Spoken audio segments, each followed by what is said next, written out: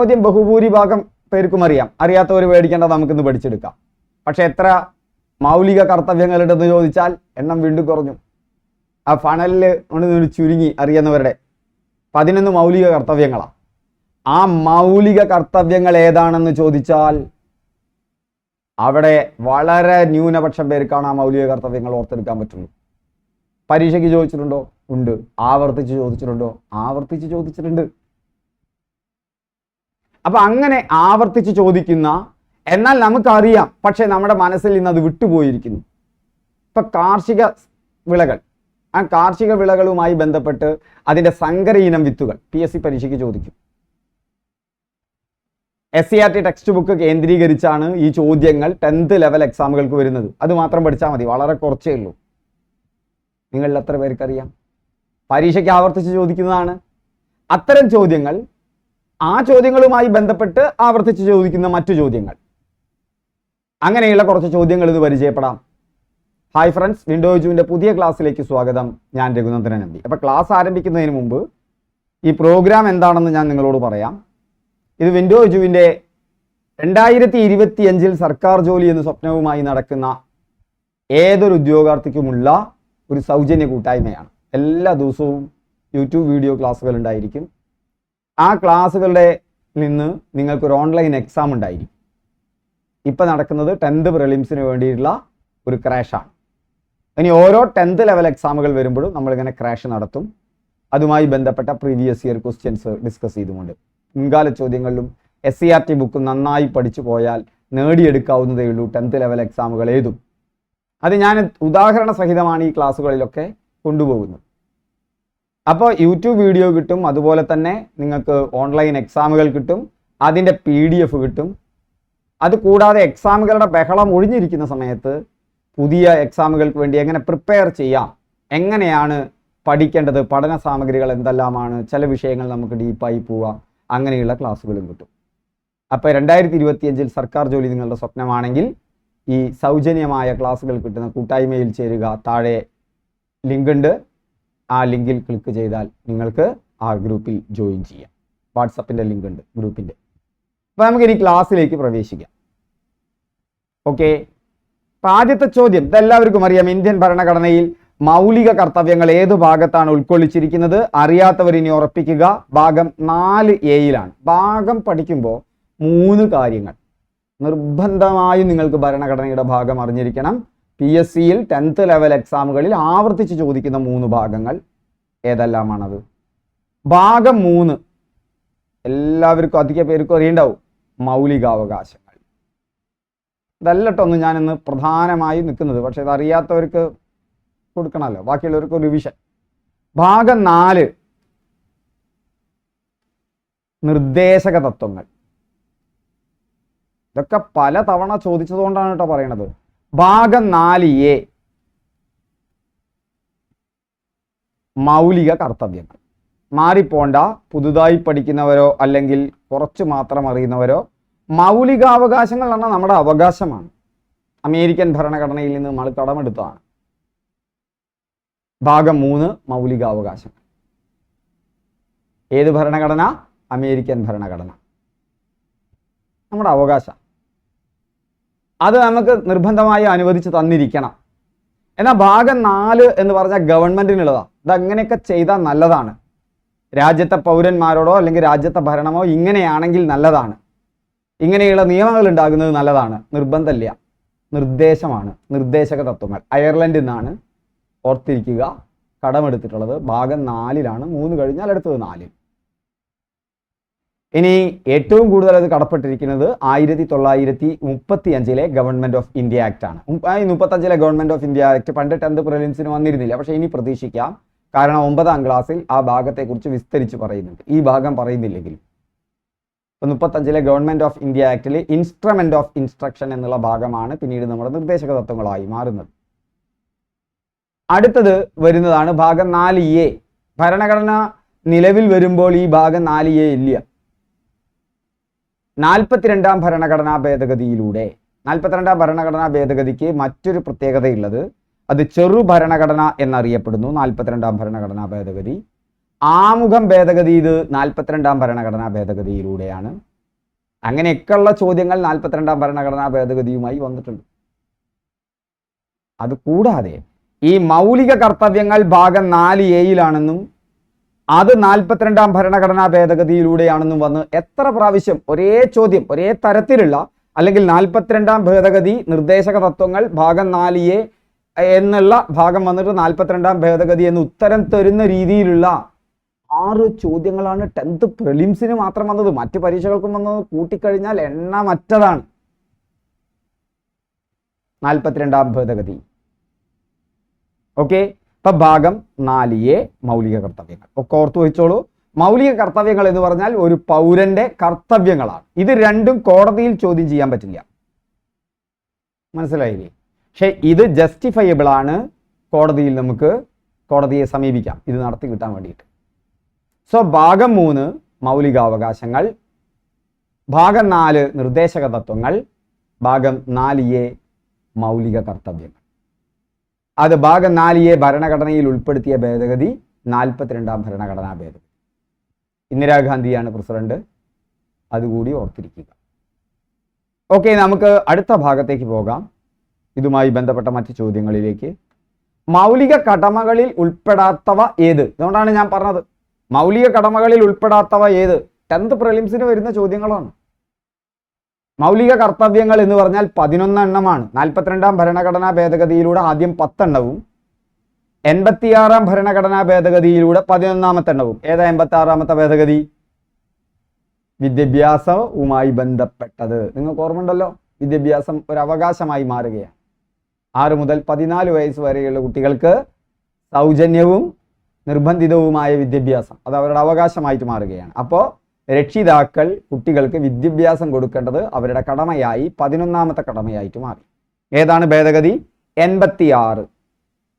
ആ 86ാം ഭേദഗതിയിലൂടെ അതൊരു അവകാശമായി മാറുന്നത് 21A. 21 ആർട്ടിക്കിൾ 21 എന്ന് പറഞ്ഞാൽ ജീവിക്കാനുള്ള അവകാശമാണ്. അവിടേക്ക് വരാം, അതും അറിഞ്ഞിരിക്കണം നമ്മൾ. അതായത് മൗലികാവകാശങ്ങളുമായി ബന്ധപ്പെട്ട ആർട്ടിക്കിൾ മുഴുവൻ നമുക്ക് അറിഞ്ഞിരിക്കണം. 10th പ്രിലിംസിന് പല രീതിയിൽ ചോദിച്ചിട്ടുണ്ട്. ഇന്ന് അതൊക്കെ പഠിച്ചെടുക്കാം. നമുക്ക് സിമ്പിളാണ്, നിങ്ങൾ മാറ്റി വെക്കേണ്ട ആവശ്യമില്ല. ക്ലാസ് കഴിഞ്ഞതിന് ശേഷം പറയാം. അപ്പോൾ ക്ലാസ് കഴിയുന്നത് വരെ കാണുക. തീർച്ചയായിട്ടും പരീക്ഷയ്ക്ക് നിങ്ങൾക്ക് ഇതിൽ നിന്ന് മാർക്ക് കിട്ടും, ഈ സെക്ഷനിൽ നിന്ന്, ഏത് പരീക്ഷയ്ക്ക്. അപ്പോൾ അവിടെ മൗലിക കടമകളിൽ ഉൾപ്പെടാത്തത് ഏത്? ചോദ്യങ്ങളിലൂടെ കടന്നു പോകാം, എന്നിട്ട് മൗലിക കടമകൾ നമുക്ക് പഠിച്ചെടുക്കാം. ഇന്ത്യയുടെ പരമാധികാരവും ഐക്യവും അഖണ്ഡതയും നിലനിർത്തുകയും സംരക്ഷിക്കുകയും ചെയ്യുന്നു. ഓർത്തുവെച്ചോളൂ, ഇത് മൗലിക കടമയാണ്. പരമാധികാരം, ഐക്യം, അഖണ്ഡത, ഇത് നമ്മുടെ ആമുഖത്തിൽ വരുന്ന വാക്കുകളാണ് അല്ലേ? പരമാധികാരമുണ്ട്, ഐക്യമുണ്ട്, അഖണ്ഡതയുണ്ട്, ഇത് വരുന്നുണ്ട്. പൊതുമുതൽ പരിരക്ഷിക്കുകയും ഹിംസ വർജിക്കുകയും ചെയ്യുക. ആലോചിച്ചാൽ തന്നെ അറിയില്ലേ, പൊതുമുതൽ പരിരക്ഷിക്കുക എന്ന് പറഞ്ഞാൽ നമ്മുടെ കടമയാണല്ലോ. പൊതുമുതൽ നമ്മൾ നശിപ്പിക്കാൻ പാടുമോ? നമ്മുടെയും കൂടി മുതലല്ലേ? അതും മൗലിക കടമകളിൽ വന്നിട്ടുണ്ട്. ഹിംസ, അക്രമം പാടില്ല. തുല്യമായ ജോലിക്ക് സ്ത്രീകൾക്കും പുരുഷന്മാർക്കും തുല്യമായ വേതനം, ഇത് നിർദ്ദേശക തത്വത്തിൽ വരുന്നതാണ്, മൗലിക കർത്തവ്യത്തിൽ വരുന്നതല്ല. അപ്പോൾ അവിടെ 3 തെറ്റാണ്. അന്താരാഷ്ട്ര സമാധാനവും സുരക്ഷിതത്വവും ഉറപ്പുവരുത്തുക, ഇതും തെറ്റാണ്. ഇത് നമ്മുടെ കടമയല്ല. അന്താരാഷ്ട്ര തലത്തിലെ സമാധാനവും സുരക്ഷിതത്വവും ഉറപ്പുവരുത്തലൊന്നും ആരുടെ ചുമതലയല്ല? നമ്മുടെ ചുമതലയല്ല. ആലോചിച്ചാൽ നിങ്ങൾക്ക് തോന്നുന്നത് ഈസി ആയിട്ട് കിട്ടുന്നു. പക്ഷെ പരീക്ഷാ ഹാളിൽ ഒന്ന് കൺഫ്യൂഷൻ ആവാൻ ഈ ചോദ്യങ്ങൾ ഉണ്ടായാൽ, കൺഫ്യൂഷൻ ഉണ്ടാക്കുന്ന ചോദ്യങ്ങളിലേക്ക് വരാം നമുക്ക്. അപ്പോൾ ഇവിടെ 3ഉം 4ഉമാണ് ഒഴിവ്. അപ്പോൾ ഇവിടെ ആൻസർ ഡി, ഉൾപ്പെടാത്തത് 3ഉം 4ഉമാണ്. അതുകൊണ്ട് അവിടെ ഡി ആണ് ഉത്തരം. നോക്കൂ, വീണ്ടും LGS വാരിയസിനാണെങ്കിലും 10th പ്രിലിംസിന് വന്നിട്ടുണ്ട്. അതുകൊണ്ട് തന്നെ ഈ ചോദ്യങ്ങൾ ഇനിയും പ്രതീക്ഷിക്കാം. ഇന്ത്യൻ പൗരന്റെ മൗലിക കടമകളുമായി ബന്ധപ്പെട്ട് താഴെ പറയുന്നവയിൽ ശരിയല്ലാത്തത് കണ്ടെത്തുക. ചോദ്യം ആ 11 എണ്ണവും ചീട്ടിട്ട് ഇങ്ങനെ ഇടുന്ന പോലെ ഏതെങ്കിലുമൊക്കെ തരും. പൊതുമുതൽ സംരക്ഷിക്കുക, നേരത്തെ ആ ചോദ്യം കണ്ടപ്പോൾ തന്നെ നമുക്കറിയാലോ. പരിസ്ഥിതി സംരക്ഷിക്കുക, പൗരാവകാശങ്ങൾ സംരക്ഷിക്കുക. പൗരാവകാശങ്ങൾ സംരക്ഷിക്കൽ ഒരു പൗരന്റെ മൗലിക കർത്തവ്യമല്ല. അതിനിവിടെ കോടതിയും സംവിധാനങ്ങളുമുണ്ട്, അവർ സംരക്ഷിച്ചോളും. ഓക്കെ, അതിനുവേണ്ടി നിങ്ങൾ വാദിക്കണോട്ടൊന്നും കുഴപ്പമില്ല. നിങ്ങളുടെ അവകാശം നിഷേധിക്കപ്പെട്ടാൽ നിങ്ങൾക്ക് കോടതിയെ സമീപിക്കുകയും ചെയ്യാം. മൗലികാവകാശങ്ങൾ, പൗരാവകാശങ്ങൾ സംരക്ഷിക്കൽ മൗലിക കർത്തവ്യത്തിൽപ്പെട്ടിട്ടില്ല. പക്ഷേ സാംസ്കാരിക പൈതൃകങ്ങൾ സംരക്ഷിക്കുക അത് പെട്ടിട്ടുണ്ട്. അപ്പോൾ ഇവിടെ സി ആണ് ഒഴിവാകുന്നത്. ഇവിടെയൊക്കെ അത് കൂടെ കടന്നു പോവാത്ത ഒരാൾക്ക് സിമ്പിളായിട്ട് ഇപ്പം ഞാൻ പറയുമ്പോൾ തോന്നും, എക്സാം ഹാളിൽ നിങ്ങൾക്ക് നന്നായിട്ട് അറിയില്ലെങ്കിൽ കൺഫ്യൂഷൻ ഉണ്ടാക്കും. നോക്കൂ, അപ്പോൾ ഇന്ത്യൻ ഭരണഘടനയിലെ ഭാഗം 4A പ്രതിപാദിച്ചിരിക്കുന്ന മൗലിക കർത്തവ്യങ്ങളിൽ പെടാത്തത് ഏത്? ഏവ. ഞാൻ മുഴുവൻ ഉൾപ്പെടുത്തിയിട്ടില്ല, നിങ്ങൾക്ക് ബോറടിക്കും. പക്ഷേ നിങ്ങൾക്ക് ഇനിയും വേണമെങ്കിൽ ഇഷ്ടംപോലെ കാണാൻ പറ്റും ഇങ്ങനത്തെ ചോദ്യം. സ്ത്രീകളുടെയും കുട്ടികളുടെയും അന്തസ്സിനും ആഭിജാത്യത്തിനും കളങ്കം വരുന്ന പ്രവർത്തനങ്ങൾ ഇടപെടാതിരിക്കുക മൗലിക കർത്തവ്യമാണ്. നമ്മുടെ പ്രകൃതിയെ സംരക്ഷിക്കുക മൗലിക കർത്തവ്യമാണ്. വ്യക്തികൾ നികുതി അടയ്ക്കുക നിയമമാണ്, പക്ഷേ മൗലിക കർത്തവ്യമല്ല. നമ്മൾ നികുതി അടയ്ക്കാൻ ബാധ്യസ്ഥരാണ്, നിയമമാണ്, പക്ഷേ മൗലിക കർത്തവ്യത്തിൽ പെടില്ല. കൺഫ്യൂഷൻ വന്നോ? രക്ഷാകർത്താക്കൾ കുട്ടികൾക്ക് വിദ്യാഭ്യാസം കൊടുക്കുക മൗലിക കർത്തവ്യമാണ്. ഇവിടെയൊക്കെ നമുക്ക് കൺഫ്യൂഷൻ വരും. അപ്പോൾ ഇവിടെ 3 മാത്രമാണ് ഒഴിവ്. അതുകൊണ്ട് ഇവിടെ ഇല്ലാത്തത് എന്നാണ് ചോദിച്ചിട്ടുള്ളത്, 3 മൗലിക കടമകൾ ഏതെല്ലാമാണെന്ന് നോക്കാം. ആദ്യം മൗലിക കടമകൾ 11 ഉറപ്പിക്കുക. എത്ര? 11. അതുകൊണ്ട് തന്നെ അത് നമ്മളിപ്പോൾ ഈ ശ്രേണികൾ ചെയ്യുമ്പോൾ, ശ്രേണികളുമായിട്ടുള്ള ക്ലാസ് ഒക്കെ വരുന്നുണ്ട്, എല്ലാതും കാണണം. ഞാൻ സിമ്പിളായിട്ട് പറഞ്ഞു തരുന്നുണ്ട്. എല്ലാം നമ്മൾ കവർ ചെയ്യും ഈ 2000 ചോദ്യത്തിൽ. മുന്നത്തെ ചോദ്യങ്ങളിൽ അതൊക്കെ ഉണ്ട്. നിങ്ങൾക്ക് അതിലേതെങ്കിലുമൊക്കെ സംശയമുണ്ടെങ്കിൽ നിങ്ങൾക്ക് പറയാം. പൊതുവായ ക്ലാസ്സുകൾ ഞാൻ വീണ്ടും അറേഞ്ച് ചെയ്ത് തരും. ഇജോട്ടി കണ്ടു നിങ്ങൾ. ഇജോട്ടി നിങ്ങൾ ഓർത്തു വെക്കണം. ശ്രേണികൾ അതുപോലെ തന്നെ റീസണിങ്ങിലൊക്കെ വരുമ്പോൾ അതിൽ ഇ എന്ന് പറഞ്ഞാൽ 5ാമത്തെ ലെറ്ററാണ്, ജെ എന്ന് പറഞ്ഞാൽ 10ാമത്തെ ലെറ്ററാണ്. ഇജോട്ടി എന്ന് ഓർത്ത് വെച്ചാൽ മതി. പലർക്കും അറിയാം, നിങ്ങൾക്ക് ഇത് അറിഞ്ഞിരിക്കണം. പിന്നെ O15 അങ്ങനെ പോകണം. അപ്പം ജെ കഴിഞ്ഞാൽ കെ ആണ്. അതുകൊണ്ട് 11 മൗലിക കടമകൾ ഉള്ളതുകൊണ്ട് കെ വരെ വരും. 11ാമത്തേത് 86ാം ഭരണഘടനാ ഭേദഗതിയിലൂടെയാണ്. വിദ്യാഭ്യാസ അവകാശവുമായി ബന്ധപ്പെട്ട ഭേദഗതി, ഭരണഘടനാ ഭേദഗതി 86. ആർട്ടിക്കിൾ 21A വിദ്യാഭ്യാസ അവകാശം ഉൾപ്പെടുത്തുന്നു.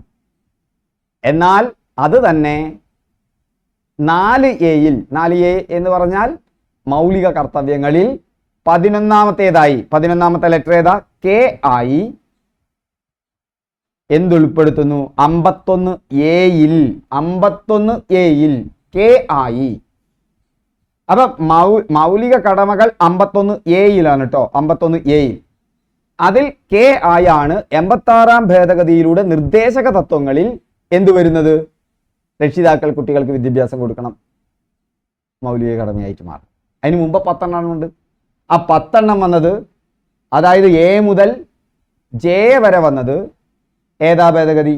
42ാം ഭേദഗതി, മൗലിക കർത്തവ്യങ്ങൾ വന്നത്. അപ്പൊ 4A വകുപ്പ് 51A. ഇപ്പോൾ അതിൽ എത്ര ഉപവകുപ്പുകളുണ്ട്?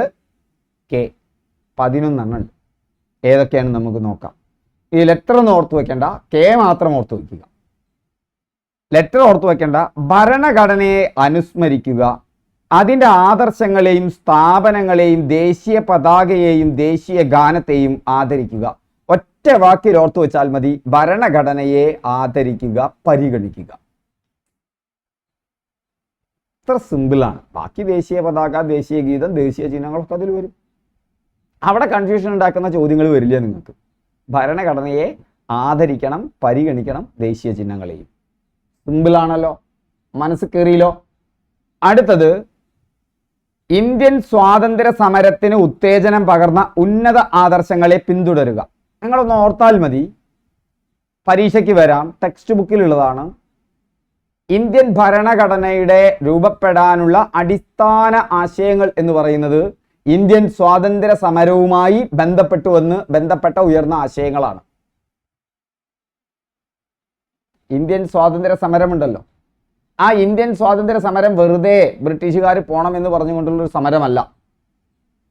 ആ സമരത്തിൽ ഉയർന്നു വന്ന ഒരുപാട് ആശയങ്ങളുണ്ട്. ആ ആശയങ്ങളാണ് പിന്നെ ഇന്ത്യൻ ഭരണഘടനയ്ക്ക് മാർഗദർശനമാകുന്നത്.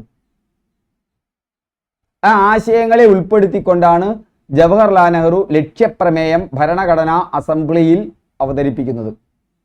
ആ ലക്ഷ്യപ്രമേയമാണ് ആമുഖം. നമ്മുടെ ഭരണഘടനയുടെ അന്തസ്സത്തയാണ് ആമുഖം. അതുകൊണ്ട് തന്നെ ആമുഖത്തിന് ഭേദഗതി വരുത്താറില്ല. ഒരിക്കൽ മാത്രമേ ഭേദഗതി വന്നിട്ടുള്ളൂ. അത് നേരത്തെ പറഞ്ഞ 42ാം ഭേദഗതിയാണ്. മതേതരത്വവും സോഷ്യലിസവും ഉൾപ്പെടുത്തി. അതുപോലെ തന്നെ ഒരു വാക്ക് കൂടി ഉൾപ്പെടുത്തിയിട്ടുണ്ട്. കമന്റ് ചെയ്യാൻ പറ്റുമോ? അറിയാവുന്ന ഒരു കമന്റ് ചെയ്യും. ഒരു വാക്ക് കൂടി ഉൾപ്പെടുത്തിയിട്ടുണ്ട്. സൂചന ഞാൻ തരാം. അഖണ്ഡതയും പരമാധികാരവും. ഇതിലേതാണ് അഖണ്ഡതയാണോ പരമാധികാരമാണോ ഉൾപ്പെടുത്തിയിട്ടുള്ളത്? ഇതിലൊന്നും ആദ്യം ഉണ്ട്, നിങ്ങൾ പറഞ്ഞാൽ മതി. ഒക്കെ 42ാം ഭേദഗതിയാണ്, ഇന്ദിരാഗാന്ധിയുടെ കാലത്താണ്. അപ്പോൾ ഇന്ത്യൻ സ്വാതന്ത്ര്യ സമരത്തിന്റെ ആശയങ്ങളാണ്. ഇപ്പൊ നമുക്ക് ഒരുപാട് PSC ചോദ്യം കിട്ടി, നമ്മൾ കണക്ട് ചെയ്ത് പഠിക്കുകയാണ്. ഇന്ത്യൻ സ്വാതന്ത്ര്യ സമരത്തിന്റെ ആശയങ്ങളാണ് ഭരണഘടനയ്ക്ക് മാർഗദർശകമാകുന്നത്. അതുകൊണ്ട് തന്നെ ഇന്ത്യൻ ഭരണഘടനയെ ആദരിക്കുന്നതോടൊപ്പം ഇന്ത്യൻ സ്വാതന്ത്ര്യ സമരത്തിന് ഉത്തേജനം പകർന്ന ഉന്നത ആദർശങ്ങളെ പിന്തുടരണം. ഐത്തം അതിലൊന്നാണ്, ഐത്തം ആചരിക്കാൻ പാടില്ല. അഹിംസ അതിലൊന്നാണ്, അഹിംസ പാടില്ല. സ്ത്രീകളോടുള്ള പരിഗണന അതിലുണ്ട്. ബ്രിട്ടീഷുകാരെ പുറത്താക്കൽ മാത്രമല്ല. അപ്പോ ഉന്നത ആദർശങ്ങളെ പിന്തുടരുക. അടുത്തൊന്ന്, ഇന്ത്യയുടെ പരമാധികാരവും ഐക്യവും അഖണ്ഡതയും കാത്തുസൂക്ഷിക്കുക. ഭരണഘടനയുടെ ആമുഖത്തിലുള്ള വാക്കാണ് പരമാധികാരം, അഖണ്ഡത. അതിനോടൊപ്പം ഐക്യവും കൂടി ചേർക്കുക. ഓക്കെ. അപ്പൊ ഭരണഘടനയെ ആദരിക്കുക, ഭരണഘടനാ ചിഹ്നങ്ങളെ ആദരിക്കുക, അതിനെ പരിഗണിക്കുക. ഇന്ത്യൻ സ്വാതന്ത്ര്യ സമരകാലത്ത് ഉയർന്നു വന്ന ഉന്നതാദർശങ്ങളെ പിന്തുടരുക. സിമ്പിൾ. ആമുഖത്തിലുള്ള അഖണ്ഡതയും പരമാധികാരത്തോടൊപ്പം രാജ്യത്തിന്റെ ഐക്യവും കാത്തു സംരക്ഷിക്കണം. വിഘടനവാദ പ്രവർത്തനങ്ങളിൽ ഏർപ്പെടുത്തരുതെന്ന് അർത്ഥം. അതായത് പോയിട്ട് പ്രസംഗിക്കാൻ നിൽക്കണ്ട, ഇന്ത്യ രണ്ടാക്കണം, എനിക്ക് ഇന്ത്യ സംസ്ഥാനം വേറെ രാജ്യമാവണം എന്നൊക്കെ പറയുന്നത് നമ്മുടെ ഐക്യത്തിന് എതിരായിട്ടാണ് നിങ്ങൾ സംസാരിക്കുന്നത്. രാജ്യരക്ഷാ പ്രവർത്തനത്തിനും രാഷ്ട്ര സേവനത്തിനും സജ്ജരായിരിക്കുക. രാജ്യം ആവശ്യപ്പെടുന്ന സന്ദർഭങ്ങളിൽ നിങ്ങൾ രാജ്യരക്ഷാ പ്രവർത്തനത്തിന്, രാജ്യത്തെ രക്ഷിക്കാൻ ചിലപ്പോൾ തോക്കൊക്കെ എടുക്കേണ്ടി വരും, അതിന് നിങ്ങൾ സന്നദ്ധരാവണം. കൂടാതെ രാഷ്ട്ര സേവനത്തിന് സജ്ജരായിരിക്കണം. ഒരു പ്രളയ ദുരന്തം വന്നാൽ അവിടെ രാഷ്ട്രത്തെ സേവിക്കുക എന്ന രാഷ്ട്രത്തിലെ ജനങ്ങളെ സേവിക്കുക എന്നുള്ളതാണ്. വീട്ടിലിരിക്കാൻ പാടില്ല എന്നർത്ഥം. മനസ്സിലായില്ലേ? എൻ്റെ കാര്യമൊന്നും ആലോചിക്കാൻ പാടില്ല, ആ രാജ്യത്തെ നമ്മൾ സേവിക്കേണ്ടതുണ്ട് രാഷ്ട്ര സേവനത്തിനും. അപ്പോൾ സജ്ജരായിരുന്നാൽ മതി. നിങ്ങൾ എപ്പോഴും ചെയ്യണം എന്ന് പറയണില്ല, ഞങ്ങൾക്കൊക്കെ വേറെ ജോലി ഉണ്ട്, ഗവൺമെൻറ്റിന് അറിയാം, അല്ലെങ്കിൽ ഇതുണ്ടാക്കിയ ആളുകൾക്ക് അറിയാം. നിങ്ങൾ സജ്ജരായിരിക്കുക. ഒരു അടിയന്തര ഘട്ടത്തിൽ നിങ്ങൾ രണ്ടിനും ഇറങ്ങണം. ക്ലിയർ? മതം, ഭാഷ, പ്രദേശം, വിഭാഗം എന്നിവയ്ക്ക് അതീതമായി ഇന്ത്യയിലെ ജനങ്ങൾക്കിടയിൽ സാഹോദര്യം വളർത്താൻ ശ്രമിക്കുക. ഫ്രറ്റേണിറ്റി, സാഹോദര്യം. വിവേചനങ്ങൾക്ക് അതീതമായി, കുടുംബത്തിലുള്ള ആൾക്കാരോട് മാത്രമല്ല സാഹോദര്യം, ഭാഷയ്ക്ക്, മതത്തിന്, ജാതിക്കൊക്കെ അതീതമായി. നമ്മൾ ഒരൊറ്റ രാജ്യമാണ്, ആ രാജ്യത്തിൻ്റെ മക്കളാണ്, നമ്മളൊക്കെ സഹോദരന്മാരാണ് എന്നുള്ള ആ ചിന്താഗതി വളർത്താൻ ശ്രമിക്കുക. സ്ത്രീകളുടെ മാന്യതയെ ഹനിക്കുന്ന പ്രവൃത്തികൾ ഉപേക്ഷിക്കുക. സ്ത്രീകളുടെ മാന്യതയെ ഹനിക്കുന്ന പ്രവൃത്തികൾ ഉപേക്ഷിക്കുക. ഇതൊക്കെ വിരുദ്ധമായി ചെയ്തു കഴിഞ്ഞാൽ യഥാർത്ഥത്തിൽ നിങ്ങൾക്ക് ഈ രാജ്യത്തെ പൗരനായി ജീവിക്കാൻ അവകാശമില്ല എന്നാണ് അർത്ഥം. ഇന്ത്യയുടെ മഹത്തായ സാംസ്കാരിക പൈതൃകത്തെ ബഹുമാനിക്കുക. ഇന്ത്യൻ സ്വാതന്ത്ര്യ സമരം ഉയർന്നു വരുമ്പോൾ തന്നെ ഇന്ത്യക്ക് ഒരു സാംസ്കാരിക പൈതൃകമുണ്ട് എന്നുള്ള കാര്യം നിങ്ങൾ ഉറപ്പിക്കണം. ദേശീയത, ഇന്ത്യൻ ദേശീയതയൊക്കെ വരുന്നത് 1857 ഒന്നാം ഇന്ത്യൻ സ്വാതന്ത്ര്യ സമരത്തിന് ശേഷമാണ് ഇന്ത്യൻ ദേശീയത, ഈ ആധുനിക ഇന്ത്യൻ ദേശീയത രൂപപ്പെടുന്നത്. അതിനു മുമ്പ് ഒരു സാംസ്കാരിക ഇന്ത്യ ഉണ്ട്, ഇന്ത്യക്കാരനാണ് എന്നുള്ളൊരു ബോധം നമുക്ക് എല്ലാവർക്കും ഉണ്ട്. നമ്മളെ ഇന്ത്യക്കാരായാണ് പുറം രാജ്യങ്ങൾ കണ്ടതിരുന്നതും, സിന്ധു നദിക്ക് ഇപ്പുറത്തുള്ള ആളുകൾ എന്നുള്ളത് മാത്രമല്ല, അവർക്ക് ചില പ്രത്യേകതകൾ പുറം രാജ്യക്കാർ നമ്മളെ കാണുകയും ചെയ്തിരുന്നു. അതിനെയാണ് ആ ഇന്ത്യൻ സാംസ്കാരികത പൈതൃകം എന്ന് പറയുന്നത്. ആ സാംസ്കാരിക പൈതൃകത്തെ ബഹുമാനിക്കണം. ആ സാംസ്കാരിക പൈതൃകം നിലനിൽക്കുന്ന സ്ഥാപനങ്ങൾ, അതിൻ്റെ ചിഹ്നങ്ങൾ, അതുമായി ബന്ധപ്പെട്ട കാര്യങ്ങൾ, അതിനോടൊരു ബഹുമാനം ഉണ്ടായിരിക്കുക എന്നുള്ളത് നമ്മുടെ മൗലിക കർത്തവ്യമാണ്. സാംസ്കാരിക പൈതൃകം, ആ വാക്കോർത്ത് വയ്ക്കുക. പരിസ്ഥിതി സംരക്ഷിക്കുക, മെച്ചപ്പെടുത്തുക, ജീവികളോട് അനുകമ്പ പുലർത്തുക. നമുക്ക് മെയിൻസിന് പഠിക്കാം. ഈ 42ാം ഭരണഘടനാ ഭേദഗതിയിൽ പരിസ്ഥിതിയുമായി ബന്ധപ്പെട്ട ചില ഭേദഗതികൾ കൂടി വന്നിട്ടുണ്ട്. മാത്രമല്ല ഇന്ദിരാഗാന്ധി പ്രധാനമന്ത്രിയായിരിക്കുന്ന കാലത്ത് തന്നെ അത്തരം ചില സമ്മേളനങ്ങൾ പങ്കെടുക്കുകയും അന്താരാഷ്ട്ര ഉടമ്പടികളിൽ പങ്കുവയ്ക്കുകയും ചെയ്തിട്ടുണ്ട്. അതിൻ്റെ പ്രതിഫലനം ഇവിടെ വന്നിട്ടുണ്ട്. പരിസ്ഥിതി സംരക്ഷണം അതിൽ ഉൾപ്പെടുത്തിയത് ഒരു വലിയ കാര്യമാണ്. 42ാം ഭേദഗതി അത് മെച്ചപ്പെടുത്തുക, സംരക്ഷിക്കുക മാത്രമല്ല മെച്ചപ്പെടുത്തുക, ജീവികളോട് അനുകമ്പ പുലർത്തുക. മനസ്സിലായില്ലേ? ജീവികളെ ഉപദ്രവിക്കാൻ പാടില്ല, നിങ്ങൾ എന്നോട് അനുകമ്പ പുലർത്താൻ പറഞ്ഞിട്ടുണ്ട്. എന്തൊരു ഭരണഘടനയല്ലേ നമ്മുടെ, എത്ര മനോഹരമാണ്. ശാസ്ത്രീയ വീക്ഷണവും മാനവികതയും അന്വേഷണാത്മകതയും വികസിപ്പിക്കുക. കാര്യം മനസ്സിലാവുണ്ടോ? നിങ്ങളും PSC പഠിക്കുമ്പോൾ ഇപ്പം നിങ്ങൾ PSCക്ക് ഒരു കോഴ്സ് തിരഞ്ഞെടുക്കുക, പെയ്ഡ് ആവട്ടെ പെയ്ഡ് അല്ലാത്താവട്ടെ, അവിടെ നിങ്ങൾ ശാസ്ത്രീയതയാണ് പുലർത്തേണ്ടത്, യുക്തിബോധം, സയന്റിഫിക് സ്പിരിറ്റ് വേണം. നിങ്ങൾ വെറുതെ പറയാൻ നിൽക്കരുത് PSC ഒക്കെ ഭാഗ്യമല്ലേ. നിങ്ങൾ അന്വേഷിച്ചിട്ടുണ്ടോ? നിങ്ങൾ പൊതുബോധത്തിന്റെ അടിസ്ഥാനത്തിൽ നമുക്ക് അങ്ങനെ പറയാം. ഞാൻ ഇത്രയും കാലം വർക്ക് ചെയ്താണ്, ഞാൻ വെറുതെ പറയല്ല, ഇത് ഒരിക്കലും ഭാഗ്യമല്ല. ആ ട്രെൻഡ് അനുസരിച്ച് പഠിക്കുന്ന ഒരാൾക്ക് കിട്ടിയിരിക്കും. അപ്പൊ നിങ്ങൾ അങ്ങനെയുള്ള കോഴ്സുകൾ നിങ്ങൾ തന്നെ പരിശോധിച്ച് നോക്കുക. ഞാൻ പറഞ്ഞാലും വേറൊരാൾ പറഞ്ഞാലും ഓക്കെ, ആ ട്രെൻഡ് അനുസരിച്ചിട്ട് വേണം നിങ്ങൾ ആ കോഴ്സ് തിരഞ്ഞെടുക്കാൻ. എന്താണ് അതിൻ്റെ ട്രെൻഡ്? ആ കാര്യങ്ങളൊക്കെ നമുക്ക് കിട്ടുമോ? എന്തെല്ലാമാണ് നമ്മൾ PSC പരീക്ഷയ്ക്ക് പഠിക്കുമ്പോൾ ചെയ്യേണ്ടത്? എന്താണ് ഇതുവരെ വിജയിച്ച ആളുകൾ അവലംബിച്ച മാർഗം? അപ്പോൾ അതിലെല്ലാ ദിവസവും എക്സാം ചെയ്യുക എന്നുള്ളൊരു പ്രധാനമാണ്. നിങ്ങൾക്ക് ഇതിവിടെ ഫ്രീ ആയിട്ട് കിട്ടും. എല്ലാ ദിവസവും പഠിക്കുക എന്നുള്ളതൊരു പ്രധാനമാണ്. ഒരു ദിവസം 10-12 മണിക്കൂർ പഠിക്കലിനെക്കാട്ടും പ്രധാനമാണ് എല്ലാ ദിവസവും ഒരു അരമണിക്കൂറെങ്കിലും മിനിമം പഠിക്കുക എന്നുള്ളത്. അരമണിക്കൂർ പഠിച്ചുകൊണ്ട് PSC വിട്ട് ഒരു വർഷം എന്നല്ല ഞാൻ പറയണത്. പക്ഷെ അങ്ങനെ പഠിച്ചു വന്നാൽ നിങ്ങളുടെ പഠന സമയം തന്നെത്താൻ കൂടും. ഇതൊക്കെ നിങ്ങൾ ശാസ്ത്രീയമായൊരു വീക്ഷണത്തിലായിരിക്കണം. കിട്ടിയവരുടെ അനുഭവം ഓക്കെ, അവിടെ നമുക്ക് ജനറലൈസ് ചെയ്യാൻ പറ്റും. പിന്നെ PSC ക്വസ്റ്റ്യൻ പേപ്പർ, മുൻകാല ചോദ്യങ്ങളും SCERT ടെക്സ്റ്റ് ബുക്കിലെ ചോദ്യങ്ങളുമാണ് വരുന്നത്. അത് വെച്ചിട്ട് നമുക്ക് അടുത്ത പരീക്ഷയുടെ പാറ്റേൺ പ്രവചിക്കാൻ പറ്റും. അപ്പോൾ ഇത് മാത്രമല്ല കേട്ടോ ശാസ്ത്രീയ വീക്ഷണം എന്ന് പറഞ്ഞാൽ, അതിൽ നിരീക്ഷണമുണ്ട്. ആ നിരീക്ഷണത്തിന്റെ അടിസ്ഥാനത്തിൽ നിഗമനങ്ങളിൽ എത്തലുണ്ട്. അല്ലാതെ നമ്മുടെ വെറും തോന്നലുകൾ, ആയിരക്കണക്കിന് ബബിൾസ് ആണ് നമ്മുടെ മനസ്സിലെത്തുന്നത്. അത് മുഴുവൻ ശരിയായിക്കൊള്ളുന്നില്ല, പലപ്പോഴും അത് അബദ്ധങ്ങളായി മാറാറുണ്ട്. ഇപ്പൊ ശാസ്ത്രീയ വീക്ഷണം വേണം, മാനവികത വേണം. മാനവികത എന്ന് പറഞ്ഞാൽ നിങ്ങൾക്കറിയാമല്ലോ, അന്വേഷണാത്മകത വേണം, അന്വേഷിച്ചറിയാനുള്ള ബുദ്ധി വേണം. ഇതൊക്കെ രാജ്യം നിങ്ങളോട് ആവശ്യപ്പെടുന്ന മൗലിക കർത്തവ്യങ്ങളാണ്. നിങ്ങളുടെ ജീവിതത്തെയും മെച്ചപ്പെടുത്തും, രാജ്യത്തെയും മെച്ചപ്പെടുത്തും. പൊതുസ്വത്ത് സംരക്ഷിക്കുക. പൊതുസ്വത്ത്, അക്രമം ഉപേക്ഷിക്കുക. ഹിംസ പരിപാലിക്കാൻ പറഞ്ഞിട്ടുണ്ട്, അവിടെയാണ് അക്രമം ഉപേക്ഷിക്കുക. എല്ലാ മണ്ഡലങ്ങളിലും മികവു കാട്ടി രാഷ്ട്രത്തെ ഔന്നത്യത്തിന്റെ പാതയിൽ മുന്നേറാൻ സഹായിക്കുക. എല്ലാ മണ്ഡലങ്ങളിലും നിങ്ങൾ മികവ് കാട്ടണം. നിങ്ങളുടെ ജീവിതത്തിന്റെ അന്തസ്സ് എല്ലാ തരത്തിലും നിങ്ങൾ മെച്ചപ്പെടുത്തണം. എല്ലാ മണ്ഡലങ്ങളും എന്ന് പറഞ്ഞാൽ സാമ്പത്തിക മണ്ഡലങ്ങളിലാകട്ടെ, വിദ്യാഭ്യാസ മണ്ഡലത്തിലാകട്ടെ, നിങ്ങളുടെ ജീവിതവുമായി ബന്ധപ്പെട്ട എല്ലാ മണ്ഡലങ്ങളിലും നിങ്ങളോട് ഔന്നത്യം പുലർത്താൻ ഒരു തരത്തിലും അതിൽ വിട്ടുവീഴ്ച പാടില്ല എന്ന് രാജ്യം ആവശ്യപ്പെടുന്നു. നിങ്ങളുടെ രക്ഷിതാക്കൾ പറയുന്നത് പോലെ നിങ്ങൾ മെച്ചപ്പെടണമെന്ന് ഈ രാജ്യം ആഗ്രഹിക്കുന്നു. നിങ്ങളുടെ മൗലിക കടമയായിട്ടത് വിവക്ഷിച്ചിരിക്കുന്നു. നമ്മുടെ ഭരണഘടന നിങ്ങൾക്ക് ഇഷ്ടപ്പെടുന്നുണ്ടോ? ഉണ്ടെങ്കിൽ ഒരു ലൈക്ക് പറയടോ. ഇതൊക്കെ പാലിച്ചാൽ പോരെ നമ്മുടെ ജീവിതം സുന്ദരമാവാൻ? നമ്മുടെ ശ്രേയസ്സിനും പ്രേയസ്സിനും വേണ്ട എല്ലാ കാര്യങ്ങളും ഇവിടെ ഉണ്ട്. ശാസ്ത്രീയ ചിന്ത, അന്വേഷണാത്മകത ഒന്ന് നോക്കൂ.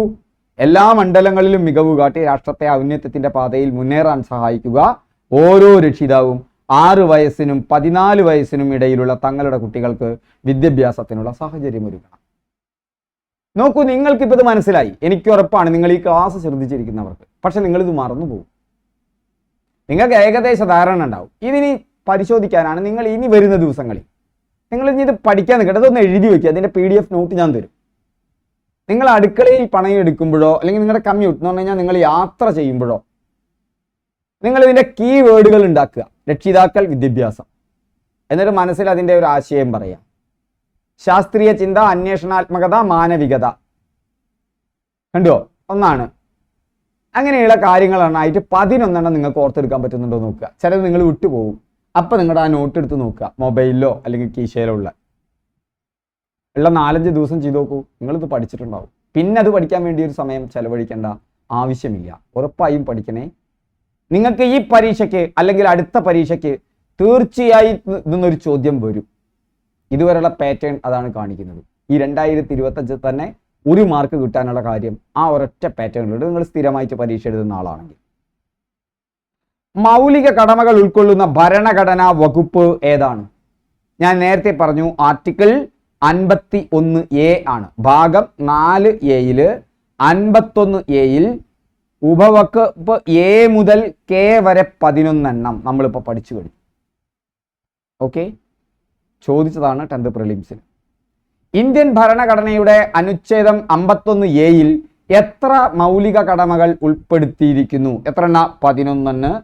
11 എണ്ണം. ഞാൻ പറയാം ഏതാണ്. 51A, അതിൽ A മുതൽ K വരെ 11 എണ്ണം. ഏതാ ഭേദഗതി? 42. ഏതാ ഭാഗം? 4A. മാറിപ്പോരുത്, ഭാഗമാണ് 4A, അനുച്ഛേദമാണ് 51A, അതിൽ A മുതൽ K വരെ, ഭേദഗതിയാണ് 42. K 11ാമത് ഉൾപ്പെടുത്തിയത് 82ാം ഭേദഗതി. 42ാം ഭേദഗതി പ്രകാരം 10 മൗലികാവകാശങ്ങളെ ഉണ്ടായിരുന്നുള്ളൂ. സിമ്പിൾ. ഒറ്റ ബ്ലോക്കായിട്ട് ഇത് ആലോചിക്കണം കേട്ടോ. ഇനി വണ്ടിയിലൊക്കെ പോകുമ്പോൾ വെറുതെ ആലോചിക്കുക. എത്ര എണ്ണ? 11 എണ്ണം. ഏതാ അനുച്ഛേദം? കേറി വരും അനുച്ഛേദം 4A, അല്ല അപ്പൊ തിരുത്തണം 51A. ഏതാ ഭാഗം? 4A. നിങ്ങളുടെ ഒഴിവു സമയങ്ങളടക്കം രസകരമായ ഒരു പ്രവർത്തനം, പഠനത്തെ ഒരു ആക്ടിവിറ്റിയാക്കി മാറ്റുക. പഠനം എന്ന് പറഞ്ഞാൽ ഒരു പ്രവർത്തനമാക്കണം. ഇനിയുള്ള ക്ലാസ്സുകളിൽ ഞാൻ പറയാം. അപ്പം നിങ്ങൾക്ക് PSC പഠിക്കുന്നത് രസമായി മാറും. പഠനം എന്ന് പറഞ്ഞാൽ നിങ്ങൾ വെറുതെ ഒരു കാണാപ്പാഠം പഠിക്കലല്ല, അതൊരു പ്രവർത്തനം എന്ന് പറഞ്ഞാൽ അത് ഏറ്റവും താഴ്ന്ന ലെവലിലുള്ള പ്രവർത്തനമാണ്. പഠനത്തെ ഒരു പ്രവർത്തനമാക്കി മാറ്റുക. 2 കാര്യമാണ്. ദീർഘകാലം ഓർമ്മയിൽ നിൽക്കുന്നു. രണ്ടാമത്തെ കാര്യം, നമുക്ക് സന്തോഷം വരും അതിൻ്റെ ഭാഗമായി. കാണാപ്പാഠം പഠിക്കുമ്പോൾ വിരസതയും അതോടൊപ്പമുള്ള ഒരു മടുപ്പും ഒപ്പം തന്നെ നമ്മൾ ഡൂമാവാനുള്ള സാധ്യതയും വളരെ കൂടുതലാണ്. അതിന് പകരം നല്ല എഫക്റ്റീവായിട്ടുള്ള ടൂളുകൾ ഉപയോഗിക്കുക, ഓർമ്മശക്തിയൊക്കെ മെച്ചപ്പെടുത്താൻ. 42ാം ഭരണഘടനാ ഭേദഗതിയാണ്. 1976 ആണ്. 10 മൗലിക കടമകളാണ് 42ാം ഭരണഘടനാ ഭേദഗതിയിലൂടെ വന്നത്. ഇപ്പൊ ഭരണഘടനയിൽ 11 മൗലിക കടമകളുണ്ട്. അതിനിടയിൽ നമ്മുടെ ഒരു കോഴ്സിനെ കുറിച്ച് കൂടി ഒരു കാര്യം പറയാം. അത് കഴിഞ്ഞ് നമുക്ക് വീണ്ടും ക്ലാസ്സിലേക്ക് പ്രവേശിക്കാം. ഇപ്പം നമ്മുടെ കോഴ്സ് എന്ന് പറയുമ്പോൾ നമ്മുടെ കോഴ്സ് ഏതെല്ലാം എക്സാമുകൾക്ക് വേണ്ടിയിട്ടാണ്?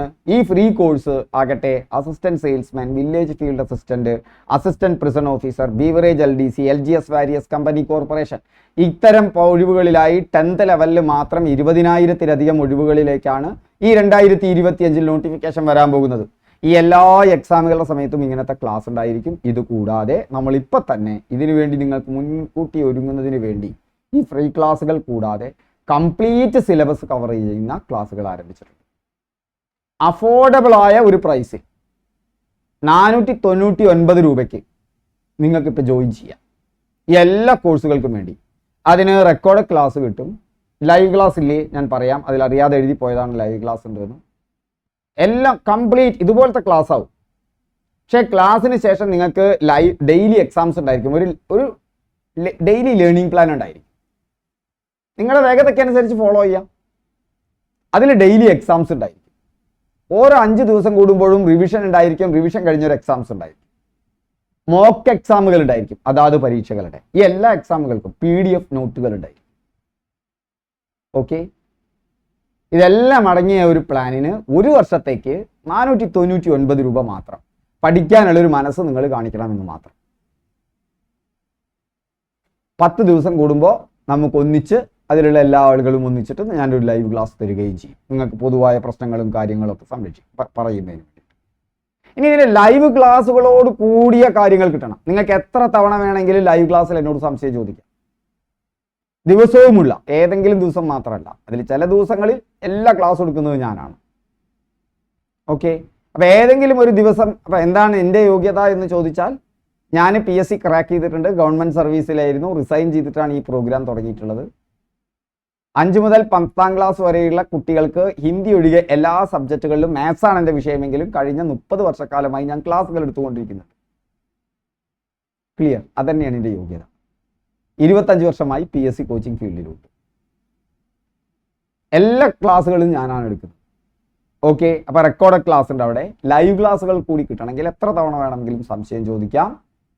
10th ലെവലിന് മാത്രമുള്ളതാണ്. നേരത്തെ പറഞ്ഞ എല്ലാ എക്സാമുകൾക്കും അടങ്ങിയ നേരത്തെ പറഞ്ഞ എല്ലാ ഫീച്ചേഴ്സുമുള്ള ഈ കോഴ്സിന് അതും അഫോർഡബിൾ പ്രൈസിൽ 1200 രൂപയ്ക്ക് കിട്ടും.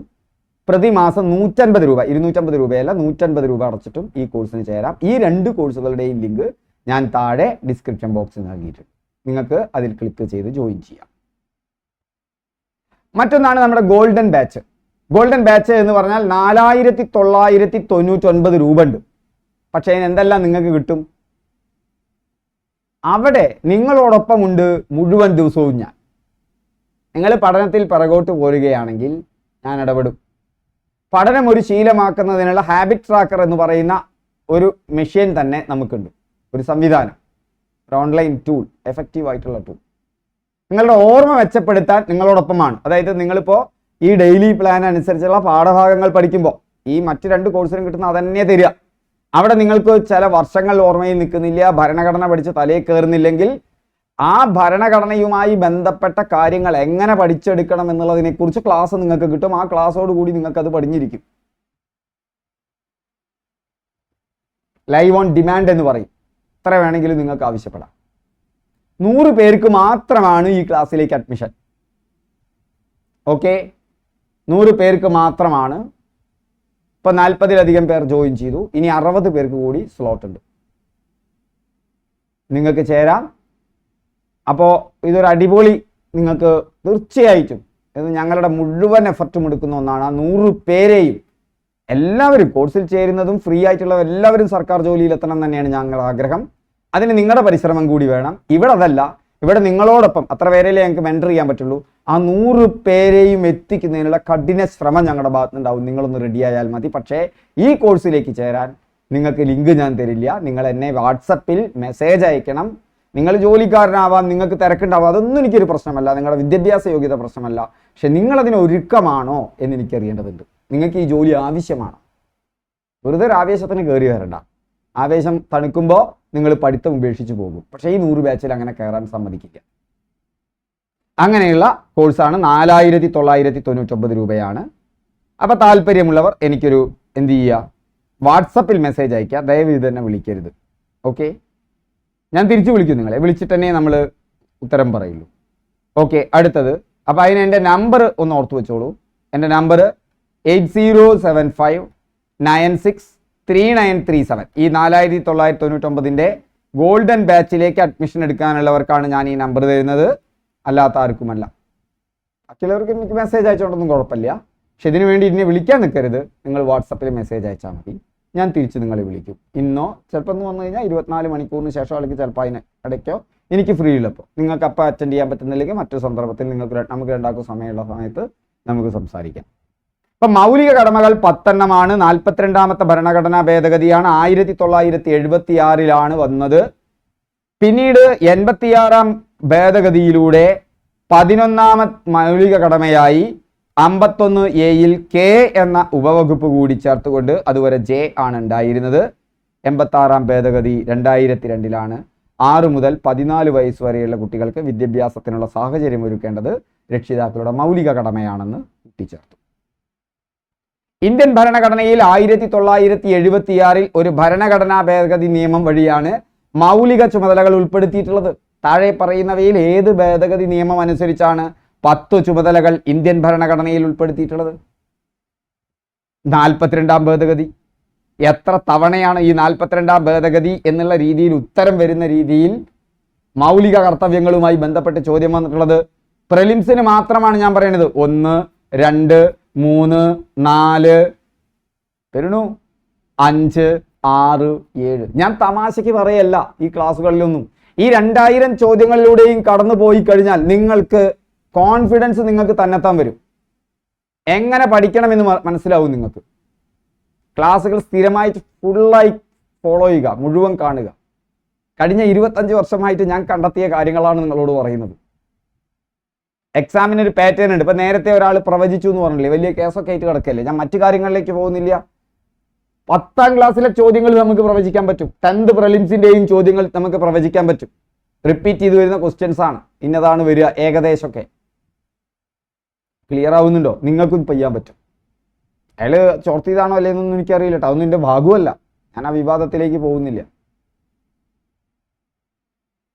അപ്പോൾ ഇതിലൊരു മാജിക് ഇല്ല എന്നർത്ഥം. ഇങ്ങനെ പഠിക്കുന്നവരാണ് കുറഞ്ഞ കാലം കൊണ്ട് ഇത് പഠിച്ചു കയറുന്നത്. അതല്ലാതെ ദിശ അറിയാത്ത ആളുകളെ പോലെ അവർ PSC പഠിച്ചും കൊണ്ടേയിരിക്കും, അവർക്ക് കിട്ടാൻ പോകുന്നില്ല. അവർ കുറേ അത് പഠിക്കും, കുറേ ഇത് പഠിക്കും, ആട് ഇല കടിക്കുന്നത് പോലെ എന്ന് പറയും. ഓക്കെ, അപ്പം നിങ്ങളിത് പകുതി വെച്ച് നിർത്തുന്ന ഒരുപാട് പേരെ എനിക്കറിയാം. അതായത് ഒരു വീഡിയോ കണ്ടന്നെ മുഴുവനാക്കാൻ നോക്കുക. ഓക്കെ, നിങ്ങൾക്ക് ഗുണം ചെയ്യും. ഇനിയുള്ളതൊക്കെ ഇത്തരം കാര്യങ്ങളാണ് ഞാൻ പറയാൻ പോകുന്നത്. ഇന്ത്യൻ ഭരണഘടനയിൽ മൗലിക കർത്തവ്യങ്ങൾ ഏത് ഭാഗത്താണ് ഉൾക്കൊള്ളിച്ചിരിക്കുന്നത്? ഭാഗം 4A. 2 പ്രാവശ്യം ചോദിച്ചിട്ടുണ്ട്. മൗലിക കടമകൾ ഏത് വിദേശ ഭരണഘടനയിൽ നിന്നാണ് ഇന്ത്യൻ ഭരണഘടന കടമെടുത്തിട്ടുള്ളത്? ഇന്ത്യൻ ഭരണഘടന കടമെടുത്തിട്ടുള്ളത് നമുക്കറിയാം സോവിയറ്റ് യൂണിയനിൽ നിന്നാണ്. 3 എണ്ണമാണ് പലതും ചോദിക്കുന്നുണ്ട്. അതിൽ ഏറ്റവും കൂടുതൽ ചോദിച്ചിട്ടുള്ളത് 3 എണ്ണമാണ്. ഒന്ന്, മൗലികാവകാശങ്ങൾ എവിടെ നിന്നാണ്? മൗലികാവകാശങ്ങൾ അമേരിക്കയിൽ നിന്നാണ്. മൗലികാവകാശം അമേരിക്ക. നിർദ്ദേശക തത്വം അതെവിടെ നിന്നാണ്? നിർദ്ദേശക തത്വം ഓർത്തിരിക്കുക. നിർദ്ദേശക തത്വം എവിടെ നിന്നാണ്? അയർലൻഡ്.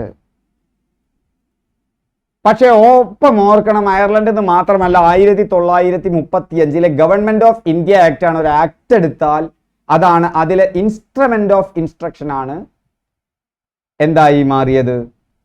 നിർദ്ദേശക തത്വമായിട്ട് മാറിയത്. 1935 ഗവൺമെന്റ് ഓഫ് ഇന്ത്യ ആക്ട്. ഇനി മൗലിക കർത്തവ്യങ്ങൾ, അതിന് നമ്മൾ ബന്ധപ്പെട്ടിട്ടുള്ളത് സോവിയറ്റ് യൂണിയൻ ആണ്, അല്ലെങ്കിൽ പഴയ സോവിയറ്റ് യൂണിയൻ, അല്ലെങ്കിൽ നിലവിലെ റഷ്യ. ഓക്കെ ആയല്ലോ. നിർദ്ദേശക തത്വങ്ങളെ പോലെ തന്നെ മൗലിക കടമകളും കോടതിയിലൂടെ സ്ഥാപിച്ചെടുക്കാൻ കഴിയില്ല. പണ്ടൊക്കെ ഈ ജസ്റ്റിഫയബിൾ എന്നുള്ള ചോദ്യം, ആ കൺസെപ്റ്റ് ഒക്കെ വന്നിരുന്നത് ഡിഗ്രി ലെവൽ എക്സാമിനാണ്. ഇപ്പോൾ അത് 10th പ്രിലിംസിനും കയറി വരാൻ തുടങ്ങി. ജസ്റ്റിഫയബിൾ ആണോ അല്ലേ? മൗലികാവകാശങ്ങൾ ജസ്റ്റിഫയബിൾ ആണ്, ന്യായവാദാർഹമാണ്. ആ വാക്ക് ഓർമ്മിച്ചു ചോളൂ കേട്ടോ. എന്താണ് അതിൻ്റെ വാക്ക്? ന്യായവാദാർഹമാണ്. അതാണ് ഈ ജസ്റ്റിഫയബിൾ. കോടതിയിൽ ചോദ്യം ചെയ്യാൻ പറ്റും. അതേതാ വകുപ്പ്? നമ്മൾ പഠിക്കാൻ പോകുന്നുണ്ട്. സുപ്രീം കോടതിയെ നമുക്ക് നേരിട്ട് ചെയ്യാൻ പറ്റും മൗലികാവകാശങ്ങളുടെ കാര്യത്തിൽ. പക്ഷേ നിർദ്ദേശക തത്വങ്ങളോ മൗലിക കർത്തവ്യങ്ങളുടെയോ കാര്യത്തിൽ അത് ജസ്റ്റിഫയബിൾ അല്ല, ന്യായവാദാർഹമല്ല. ഓർത്തിരിക്കണം. അപ്പം മൗലികാവകാശങ്ങൾ ജസ്റ്റിഫയബിൾ ആണ്, ന്യായവാദാർഹമാണ്, നമുക്ക് കോടതിയിൽ ചോദ്യം ചെയ്യാം. ബാക്കി രണ്ടും നിയമപരിരക്ഷയ്ക്കുണ്ട്, പക്ഷെ നമുക്ക് ജസ്റ്റിഫയബിൾ അല്ല. നടപ്പിലാക്കി കിട്ടാൻ വേണ്ടി നമുക്ക് കോടതിയെ സമീപിക്കാൻ പറ്റില്ല. അവിടെ നീതി നിഷേധിച്ചു എന്നൊക്കെ രീതിയിൽ പോകാൻ പറ്റും. അത്ര നിങ്ങൾ മാത്രം അറിഞ്ഞാൽ മതി. ജസ്റ്റിഫയബിൾ ആണോ അല്ലേന്ന് മാത്രം അറിഞ്ഞാൽ മതി. ഡിഗ്രിക്കൊക്കെ ആണെങ്കിൽ ഒരു ഡീറ്റെയിൽ ആയിട്ട് നിങ്ങൾ അറിയണം. ഓക്കെ, ഇന്ത്യൻ ഭരണഘടനയിൽ മൗലികാവകാശങ്ങളിലെ ഏത് അനുച്ഛേദത്തിലാണ് സ്വാതന്ത്ര്യത്തിനുള്ള അവകാശം ഉൾപ്പെടുത്തിയിരിക്കുന്നത്? ഇവിടെ ഞാൻ നിങ്ങളോട് പറയുന്നത് 14 മുതൽ 32 വരെ ഉള്ള അനുച്ഛേദങ്ങൾ നിങ്ങൾ അറിഞ്ഞിരിക്കണം. അതിൽ നിന്ന് നിങ്ങൾക്ക് ഇനി വരാൻ പോകുന്ന 10th പ്രിലിംസിന് തന്നെ മാർക്ക് വരാം. ഞാൻ ഒന്ന് പറയാം, ഈ ക്ലാസ്സിൽ നിന്ന് നിങ്ങൾക്ക് ഏതെങ്കിലും ഒരു മാർക്ക് ഇപ്രാവശ്യത്തെ 10th പ്രിലിംസിന് ഉറപ്പിക്കാം. 1 മണിക്കൂർ ക്ലാസ് അല്ലേ? എന്ന് പറഞ്ഞാൽ 100 മണിക്കൂർ ക്ലാസ് കൊണ്ട് 100 ആയില്ലേ? അങ്ങനെ എല്ലാം പറ്റില്ല. ഒരു 10-60 മാർക്കൊക്കെ നമുക്ക് ഈ ക്ലാസ്സുകളിലൂടെ ഒപ്പിച്ചെടുക്കാൻ നിങ്ങൾക്ക് പറ്റും. മുഴുവൻ കണ്ടോ. റാങ്ക് ലിസ്റ്റിൽ ഞാൻ ഉറപ്പ് നൽകുന്നില്ലെങ്കിലും ചിലപ്പോൾ നിങ്ങൾക്ക് പ്രാഥമികമായിട്ട് 60 മാർക്ക്, 50-60 മാർക്ക് ഇത്രയും പഠിച്ചാൽ ഉറപ്പിക്കാൻ പറ്റും. അങ്ങനെ എവിടെ നിങ്ങൾക്ക് കിട്ടും? ആകെ 10-70 മണിക്കൂറിൻ്റെ ക്ലാസ് കൊണ്ടാണ് ഞാൻ ഈ പറയുന്നത്. ആ വ്യത്യാസം മനസ്സിലാവുന്നുണ്ടോ? ഗ്യാരണ്ടി തരണമെങ്കിൽ നമ്മുടെ കോഴ്സിലേക്ക് വരിക. അവിടെ നമ്മൾ ഇങ്ങനെ പരത്തി പറയില്ല. നമ്മൾ ഇതുപോലത്തെ നിങ്ങളായിട്ടുള്ള ടോക്കൊക്കെ ഉണ്ടാവും കേട്ടോ. അതില്ലാതെ എനിക്ക് ക്ലാസ് എടുക്കാൻ പറ്റില്ല. നിങ്ങൾക്കത് ബോറടിക്കാവുന്നുണ്ടെങ്കിൽ പറഞ്ഞോളൂ. ഇന്ത്യൻ ഭരണഘടനയിൽ മൗലികാവകാശങ്ങളിലെ ഏത് അനുച്ഛേദത്തിലാണ് സ്വാതന്ത്ര്യത്തിനുള്ള അവകാശം ഉൾപ്പെടുത്തിയിരിക്കുന്നത്? അവിടെ വരുന്നത് 14 മുതൽ 32 വരെയുള്ള കാര്യങ്ങൾ നമ്മൾ ഓർത്തിരിക്കണം. പക്ഷെ ഇത് അറിയാനുള്ളൊരു വഴി ഞാൻ പറഞ്ഞുതരാം. ഇത് അറിയുന്നവരുണ്ടാവും, ഞാൻ ഇപ്പം പറയുന്നില്ല. അറിയാനുള്ളൊരു വഴി, പൊതുവായി നമുക്കറിയാനുള്ളൊരു വഴി, സമത്വത്തിനുള്ള അവകാശം ആർട്ടിക്കിൾ 14 മുതൽ 18 വരെയാണ്. സമത്വം സ്വാതന്ത്ര്യം അല്ലട്ടാ, നമ്മൾ അങ്ങോട്ടും ഇങ്ങോട്ടും മാറ്റി പറയും. രണ്ടും വലിയ വ്യത്യാസമാണ്. സമത്വം എന്ന് പറഞ്ഞാൽ ഈക്വാലിറ്റിയാണ്. ഇക്വാലിറ്റി ബിഫോർ ലോ ഉണ്ട്, നമുക്കിടയിലുള്ള പരസ്പര സമത്വമുണ്ട്. അങ്ങനെ പല കൺസെപ്റ്റുകൾ അതിലുണ്ട്. അത് 14 മുതൽ 18 വരെയാണ്. ഏത് മുതൽ ഇതുവരെ? 14 മുതൽ 18 വരെ. ഇപ്പൊ 14, 15, 16, 17, 18 എന്താണ്? സമത്വമാണ്. സ്വാതന്ത്ര്യമോ? സ്വാതന്ത്ര്യമാണ് അടുത്ത് വരുന്നത്.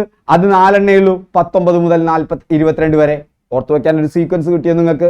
14 മുതൽ 18 വരെ സമത്വം 5 എണ്ണം. അടുത്ത 19 മുതൽ 22 വരെ 4 എണ്ണമാണ്, 3 അല്ല, 19 കൂടി ഉൾപ്പെടുത്തണം. 19, 20, 21, 22 സ്വാതന്ത്ര്യമാണ്. ഇത്രയും നിങ്ങൾ നിർബന്ധമായി അറിഞ്ഞിരിക്കണം. അധികവും നിങ്ങൾക്ക് ഒരു മാർക്ക് കിട്ടാൻ സാധ്യതയുണ്ട്. നോക്കൂ, ഇവിടെ വന്ന ഓപ്ഷൻ ഏതാ? സ്വാതന്ത്ര്യവുമായി ബന്ധപ്പെട്ടതാണ്. നമുക്കറിയാം 14, 15, 17 ഏതാ? സമത്വമാണ്. അതുകൊണ്ട് സ്വാതന്ത്ര്യവുമായി ബന്ധപ്പെട്ടത് ഏതാണ്? 19 ആണ്. എന്തെല്ലാം ടെക്നിക്കുകൾ ഉണ്ട് നമുക്ക് ഓർമ്മിച്ച് വെക്കാം. പക്ഷെ മുഴുവൻ മാർക്ക് കിട്ടണമെങ്കിൽ ഞാൻ പറയുന്നത് നിങ്ങൾക്ക് വലിയ ബുദ്ധിമുട്ടില്ല. ആദ്യം നിങ്ങൾ അറിയേണ്ടത് മൗലികാവകാശങ്ങൾ 3-ാം ഭാഗത്താണ്. ആർട്ടിക്കിൾ 12 മുതൽ 35 വരെയാണ് മൗലികാവകാശങ്ങൾ പറയുന്നത്. ആർട്ടിക്കിൾ 12 മുതൽ 35 വരെ മറന്നു പോകണ്ട. ആർട്ടിക്കിൾ 12 മുതൽ 35 വരെ. അതിൽ 14 മുതൽ 32 വരെ ഓർത്തിരിക്കണം എന്നാണ് ഞാൻ പറയാം. ഇനി നമുക്കിപ്പോൾ നമ്മൾ പറഞ്ഞു സ്വാതന്ത്ര്യം 14 to 19 ആണ്, അല്ല 18 ആണ്. സമത്വം 14 മുതൽ 18 വരെയാണ്. സ്വാതന്ത്ര്യം 19 മുതൽ 22 വരെയാണ്. അപ്പോൾ ഇനി 23ഉം 24ഉം ചൂഷണത്തിനെതിരെയുള്ള അവകാശമാണ്. അപ്പോൾ സമത്വം കഴിഞ്ഞു 14 മുതൽ 18 വരെ. സ്വാതന്ത്ര്യം വരുന്നു 19 മുതൽ ഏതുവരെ? 4 എണ്ണം. 19, 20, 21, 22. ഇനി 23ഉം 24ഉം ഏതാണ്? ചൂഷണം. ഇതേപോലെ എഴുതി വെക്കുക. എന്നിട്ട് നിങ്ങളുടെ അടുക്കളപ്പണി മറ്റ് സന്ദർഭങ്ങളിൽ നിങ്ങൾക്ക് വേണമെങ്കിൽ ഒരു കഥ ഉണ്ടാക്കാം. എൻ്റെ അടുത്തൊരു കഥ ഉണ്ട്, ഞാൻ ഇപ്പോൾ പറയുന്നില്ല, നമുക്ക് ഈ ക്ലാസ് അവസാനിക്കണമല്ലോ. നിങ്ങൾ എഴുതി വെക്കുക. 4-5 പ്രാവശ്യം ഞാൻ നേരത്തെ പറഞ്ഞതുപോലെ റിപ്പീറ്റ് ചെയ്താൽ നിങ്ങളുടെ മനസ്സിൽ ഉറച്ചു നിൽക്കും. മതസ്വാതന്ത്ര്യത്തിനുള്ള അവകാശം അത് 25 മുതൽ 28 വരെയാണ്. സാംസ്കാരികവും വിദ്യാഭ്യാസപരവുമായ അവകാശം 29 മുതൽ 30 വരെയാണ്. ആർട്ടിക്കിൾ 32 ആണ് ഭരണഘടനാ പ്രതിവിധിക്കുള്ള അവകാശം. ഇത് രണ്ടും മാറിപ്പോവാറുണ്ട് ആളുകൾക്ക്. ഈ 2 എണ്ണം ഇത് ന്യൂനപക്ഷവുമായി ബന്ധപ്പെട്ടതാണ്. ഇതാണ് മതസ്വാതന്ത്ര്യം. രണ്ടും മാറിപ്പോവരുതേ. ഇവിടെ സ്ഥാപനങ്ങൾ നടത്താനുള്ള അവകാശമുണ്ട്. അത് മതസ്വാതന്ത്ര്യവുമായി ബന്ധപ്പെട്ടതല്ല, അതൊരു ന്യൂനപക്ഷ അവകാശമാണ്. മതങ്ങൾക്ക് സ്ഥാപനം നടത്താം, ന്യൂനപക്ഷമാണെങ്കിൽ മാത്രം. നമ്മുടെ ഭരണഘടനയെ പലപ്പോഴും ന്യൂനപക്ഷങ്ങൾക്കെതിരെ വ്യാഖ്യാനിക്കുന്നത് എല്ലാ രാഷ്ട്രീയ പാർട്ടികളുടെയും ഒരു രീതിയാണ്, പൊതുരീതിയാണ്. എൻ്റെ ഒരു അഭിപ്രായത്തിൽ ഇന്ന രാഷ്ട്രീയ പാർട്ടി എന്നൊന്നുമില്ല. വോട്ട് കിട്ടുക എന്നുള്ള ഒരടിസ്ഥാനത്തിൽ അവരെ കുറ്റം പറഞ്ഞിട്ട് കാര്യമില്ല. നമ്മൾ യുക്തിയുടെ അടിസ്ഥാനത്തിലല്ലല്ലോ വോട്ട് ചെയ്യുന്നത്. അപ്പൊ നമുക്ക് തോന്നും ഈ ഭൂരിപക്ഷ മതത്തിന് എന്താ സ്ഥാപനങ്ങൾ നടത്താൻ അവകാശമില്ലാത്തത്? അത് ഭരണഘടനാ നിർമ്മാതാക്കളാണ് ഇന്ത്യൻ സ്വാതന്ത്ര്യ സമരത്തിൽ പങ്കെടുത്തത്. നമുക്ക് താലത്തിൽ വെച്ച് നീട്ടിയതല്ല ഈ ഇന്ത്യൻ സ്വാതന്ത്ര്യം എന്ന് പറയുന്നത്. നമ്മൾ അനുഭവിക്കുന്ന സ്വാതന്ത്ര്യം. പലരും പറയും, ഞാൻ 2 മിനിറ്റ്, പലരും പറയും ഈ സ്വാതന്ത്ര്യം കൊണ്ട് എന്താണ് കാര്യമെന്ന്. അത് സ്വാതന്ത്ര്യത്തിന് മുന്നേ ജീവിച്ച മനുഷ്യരോട് ചോദിക്കണം നിങ്ങൾ. അവർ പറയില്ല നമുക്കുള്ള ഒരുപാട് അവകാശങ്ങൾ അവർക്ക് ഉണ്ടായിരുന്നില്ല. സ്വാതന്ത്ര്യം കിട്ടിയതിന് ശേഷമാണ് നമുക്ക് ഈ അവകാശം കിട്ടിയത്. അയിത്തല്ലാതായി മാറുന്നു. ഓക്കെ, അപ്പം വിചാരിക്കും ഞങ്ങൾ വലിയ ആളുകളാണ്, വലിയ സമുദായത്തിൽ ജനിച്ചവരാണെന്ന്. അവിടുത്തെ കാര്യവും കഷ്ടമായിരുന്നു. ഓക്കെ, വെറുതെ അല്ല ചന്തു മേനോൻ ഇന്ദുലേഖ എഴുതിയത്. ഓർക്കുക, അന്നത്തെ കാലം വളരെ മോശമായിരുന്നു. അവിടെ നിന്ന് സ്വാതന്ത്ര്യം കിട്ടിയപ്പോൾ നമുക്ക് ഒരുപാട് ഗുണമുണ്ട്, പക്ഷെ ജനാധിപത്യത്തിന് ഒരുപാട് ദോഷമുണ്ട്. പരിഹരിക്കപ്പെടണം. ഞാൻ തിരിച്ചു വരുന്നത്, അവരാണ് പറഞ്ഞത് ന്യൂനപക്ഷങ്ങൾക്ക് ചില അവകാശം വേണം, പക്ഷെ അത് കൂടരുതെന്ന് മാത്രം. ഭൂരിപക്ഷത്തിന്റെ അവകാശത്തെ നിഷേധിക്കുന്നരുതാവരുതെന്ന് മാത്രം. അപ്പോൾ ആ ന്യൂനപക്ഷത്തിന്റെ അവകാശത്തിൽ നിന്നാണ് ന്യൂനപക്ഷമുള്ള മതങ്ങൾക്ക് അവരുടെ ലിപിയും സംസ്കാരവും, മതം പഠിപ്പിക്കാനല്ല, അവരുടെ ലിപിയും സംസ്കാരവും അതും ന്യൂനപക്ഷം മനസ്സിലാക്കേണ്ടതാണ്. അവരുടെ ലിപി, സംസ്കാരം അതുപോലെയുള്ള കാര്യങ്ങൾ സംരക്ഷിക്കപ്പെടുന്നതിന് അവർക്ക് എന്തു കൊടുത്തത്? സ്ഥാപനങ്ങൾ നടത്താനുള്ള അധികാരം കൊടുത്തത്. അതുകൊണ്ട് അത് ഭൂരിപക്ഷ സമുദായത്തിനില്ല, അത് ഭാഷാ ന്യൂനപക്ഷങ്ങൾക്ക് കിട്ടും. ക്ലിയർ ആയില്ലേ? ഞാനിത് നിങ്ങളോട് പറയാനുള്ള കാരണം, നിങ്ങൾ PSC പരീക്ഷയ്ക്ക് ഒരു ചോദ്യം വന്നേക്കാം ഇനി, കാരണം അതിനൊരു കാലമാണ്. ന്യൂനപക്ഷങ്ങളുടെ അവകാശമാണ് ഈ സാംസ്കാരികവും വിദ്യാഭ്യാസപരവുമായ അവകാശം, വിദ്യാഭ്യാസ സ്ഥാപനങ്ങൾ നടത്താനുള്ള അവകാശം. അതാണ് 29 മുതൽ 30 വരെ. മതസ്വാതന്ത്ര്യം എന്ന് പറഞ്ഞാൽ ഏത് മതത്തിലും നിങ്ങൾക്ക് വിശ്വസിക്കാം, ഒരു മതത്തിലും വിശ്വസിക്കാതിരിക്കാം. ഇന്ത്യക്ക് ഔദ്യോഗികമായ മതമില്ല, അറിഞ്ഞിരിക്കുക കേട്ടോ.